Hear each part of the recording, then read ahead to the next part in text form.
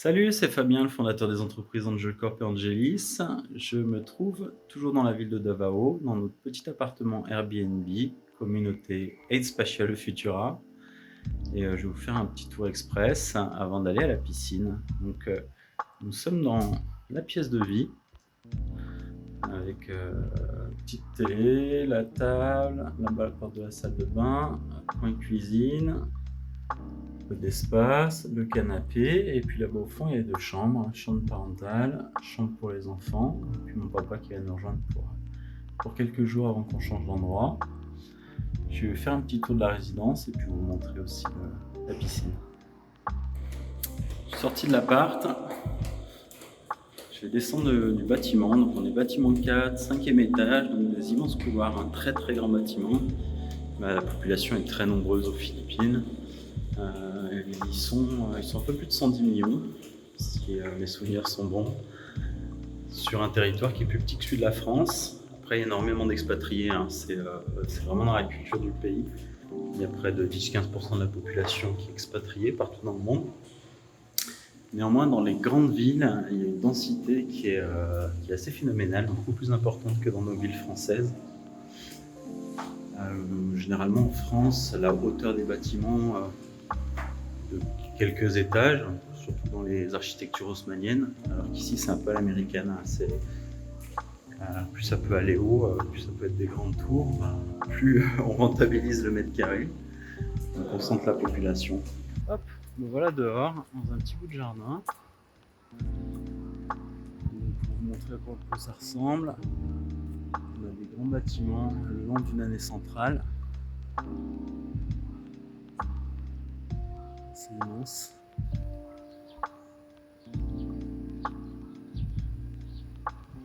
Il me semble qu'il y a 8 bâtiments prévus en tout, d'où le nom Aid Spatial. Le dernier en construction là-bas, hein. Les premiers datent de 2016. C'est des programmes immobiliers qui s'étendent sur plusieurs années et avec des règles de construction hyper strictes, puisqu'on est sur un territoire relativement hostile, avec pas mal de séismes, parfois des éruptions volcaniques, des typhons, et donc il faut construire résistant. Mon épouse est ingénieure en génie civil, donc on a eu beaucoup l'occasion de parler de la construction aux Philippines. Ce qu'elle m'expliquait par rapport à la France, c'est qu'ils construisent pour durer 50 ans. En France, on essaye de construire pour durer des siècles, si c'est possible. Mais ici, ils savent qu'avec les intempéries, les bâtiments vont se dégrader, et au bout d'une cinquantaine d'années, on regarde si ça tienne, ça vaut le coup d'être consolidé, ou sinon ils détruisent et reconstruisent. Il y a un bon petit soleil de début d'après-midi qui tape, il doit faire 35 degrés, un peu plus. Mais il y a du vent qui souffle, donc ça c'est assez agréable. La ville de Davao est située sur la côte sud des Philippines, avec un golfe. Et ça c'est pas mal, hein. Dans la géographie des Philippines, c'est insulaire, mais un peu en mode volcanique, montagneux. Au centre des îles, il y a des montagnes, et la plupart de la population se concentre sur les côtes. Donc là, il y a un petit terrain de basket, et puis là-bas, un petit terrain de jeu pour les enfants. Et donc là, c'est le clubhouse. C'est le bâtiment central, hein, qu'on retrouve dans la plupart des communautés. On peut se retrouver pour se poser, pour manger, et puis il y a la piscine à côté. Allons voir ça. On traverse le rond-point central. Le soleil tape fort, hein. Mais en France, il y a une petite vague de froid en ce moment, je vous en parlais, avec de la neige, hein, qui est tombée. Alors qu'ici, c'est plutôt les vagues de chaleur. Toute la partie Asie du Sud-Est, Asie. Les Philippines ont la chance, comme je disais, d'être un territoire insulaire, donc avec le fret de l'océan, ce qui n'est pas le cas forcément en Inde ou au Pakistan, où quand ils prennent des vagues de chaleur à 45-50 degrés, ça pique. Donc là, c'est le coin piscine.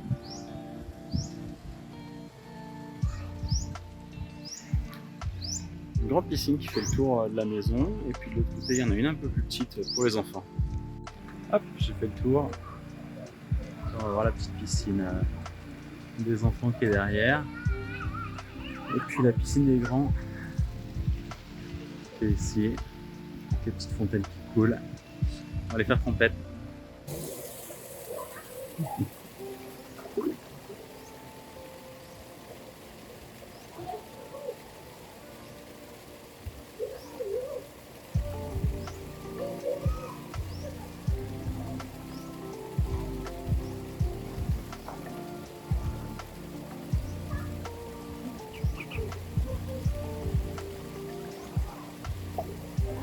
Ça fait vraiment du bien de savourer ces moments de détente, se tremper un peu dans l'eau, voilà, profiter des vacances dans mon deuxième pays de cœur. Après 4 grosses années, un peu plus de boulot depuis que je me suis lancé dans l'entrepreneuriat, et notamment un début d'année 2024, j'en ai déjà parlé dans les précédentes vidéos, qui était super intense. Comme on dit simplement, après l'effort, le réconfort. C'est hyper important de se récompenser, de savoir faire des pauses, souffler un petit peu. Là j'ai passé la matinée avec les enfants, ma femme qui sont restés avec la belle famille, et moi je me prends un petit moment de détente là tranquillement, et une petite sieste, et ensuite je vais me remettre au boulot avec mes équipes, donc en décalage horaire avec la France. Il y a 6 heures de décalage horaire, hein, on est en avance là en Asie, donc moi ce sera le début d'après-midi où ils vont commencer la matinée. Et puis je voulais essayer d'abattre un maximum de boulot cette première semaine de vacances /travail, histoire de pouvoir profiter encore plus sereinement des 3 semaines à venir. J'ai mon papa qui arrive pour justement ces 3 prochaines semaines. Il est dans le transit en avion, là je le récupère à l'aéroport cette nuit vers 4h du mat. Et du coup ça permettra de moins bosser quand il est là. Passer plus de temps ensemble, et s'il y a un petit peu de boulot qui arrive, il sera là pour aider ma femme à s'occuper des enfants, voilà, faire le papy gâteau. C'est des moments super précieux pour lui aussi.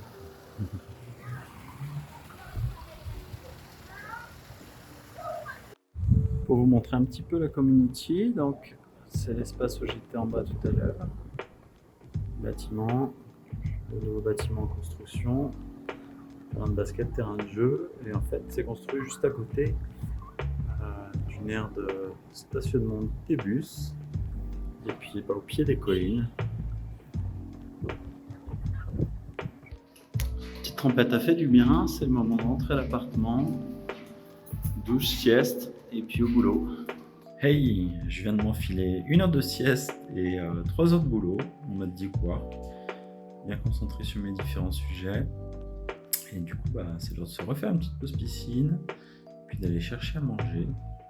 Voilà, bien qu'elle est tranquille dans l'appart pendant que les enfants sont pas là, je suis bien là sur ma petite table, voilà, c'est bien confortable. C'est parti, à toutes.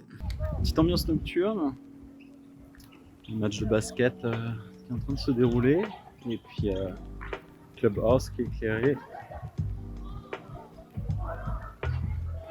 C'est 19h ici, il fait nuit, puisque le soleil se lève tôt, il se lève assez tôt aussi. Et je vais me profiter un petit peu de la piscine tranquille avant d'aller acheter un petit truc à manger. Il y a un petit peu plus de monde que cet après-midi.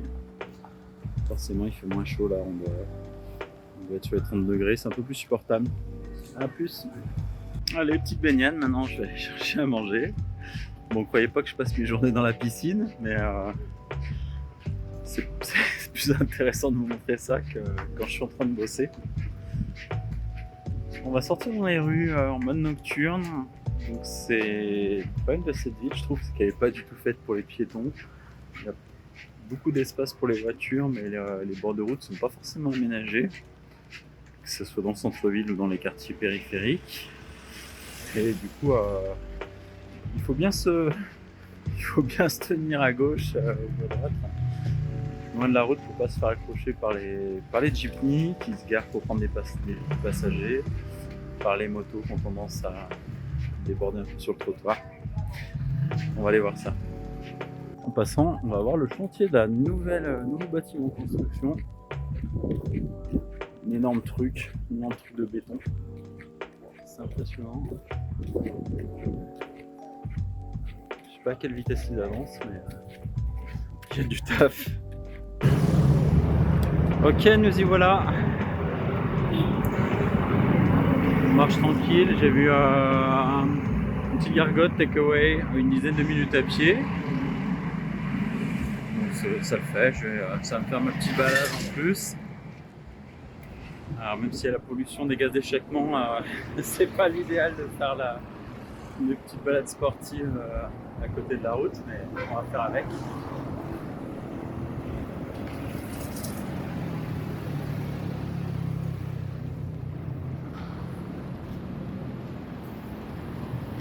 Comme je vous disais, pas de trottoir, il faut se serrer les fesses sur le côté.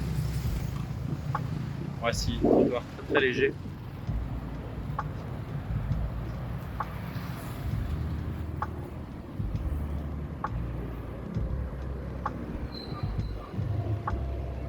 Ça va le faire. Hop, impeccable.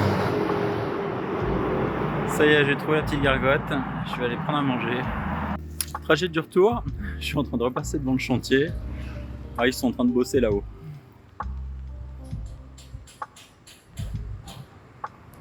Même s'il fait nuit, hein, il faut avancer.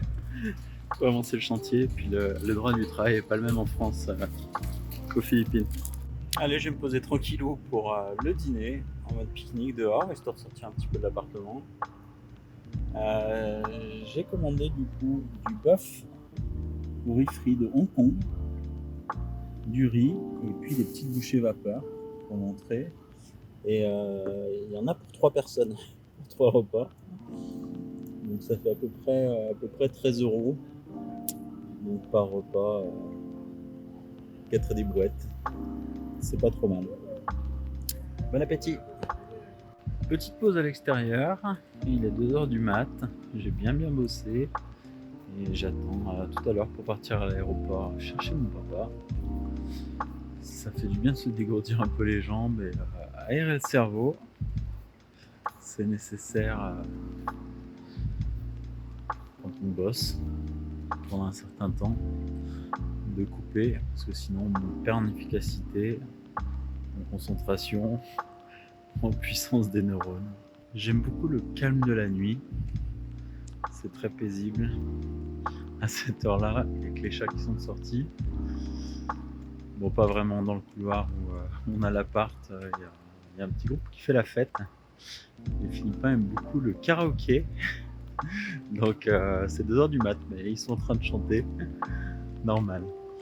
Et là c'est pas grand chose hein, puisqu'on est dans un endroit assez protégé, mais quand on est au milieu des villages, là les karaokés à ciel ouvert dans tous les coins, ça crée une ambiance explosive, festive en tout cas. Je vous parlais de se dégourdir les jambes et s'aérer le cerveau, mais il y a un autre point qui est super important, c'est faire des étirements, notamment pour le dos. On est plusieurs heures devant l'ordinateur avec les bras baissés, à taper, à fixer l'écran. Le dos prend une grande claque. Et là, je sens qu'il me fait un petit peu mal, donc je vais me faire une petite séance d'étirement avant de remonter.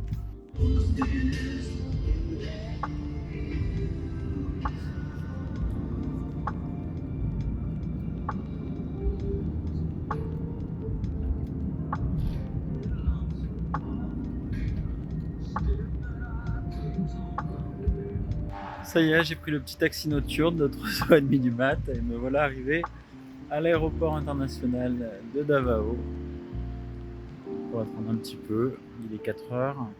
Normalement, l'avion de mon papa arrive à 4 h 10. C'est dans pas longtemps, mais bon, il y a toujours le temps de descendre, de récupérer les bagages. Davao International Airport. Je vais me balader un petit peu. Je profite toujours des temps morts pour faire des choses utiles. Là, en l'occurrence, je passais beaucoup de temps devant les écrans, donc j'ai pas envie de geeker, de lire des trucs sur le mobile. J'ai plutôt en profité pour marcher, me balader. C'est une grande partie de mes occupations quand je fais des vlogs. A plus. C'est le bon moment pour parler un peu des compagnies aériennes philippines. Il y en a plusieurs. La plus grosse, la plus connue, c'est Philippine Airlines, qui dessert la plupart des vols internationaux pour entrer dans le pays. Une que j'aime bien, c'est Raja. surtout pour les vols internes. Et puis Asie du Sud-Est, low cost mais bonne qualité. Euh, Celle-là, je la connais pas du tout, c'est la première fois que je la vois. Royal Air Philippines. Il y en a une autre sympa, Cebu Pacific. Cebu, c'est la deuxième plus grande ville du pays, de leur petite compagnie aérienne. Et c'est plutôt pas mal. Petit symbole, Welcome to Davao City, offert par le Rotary International. Bon, c'est tranquille, hein, il n'y a pas grand monde à ce temps-là.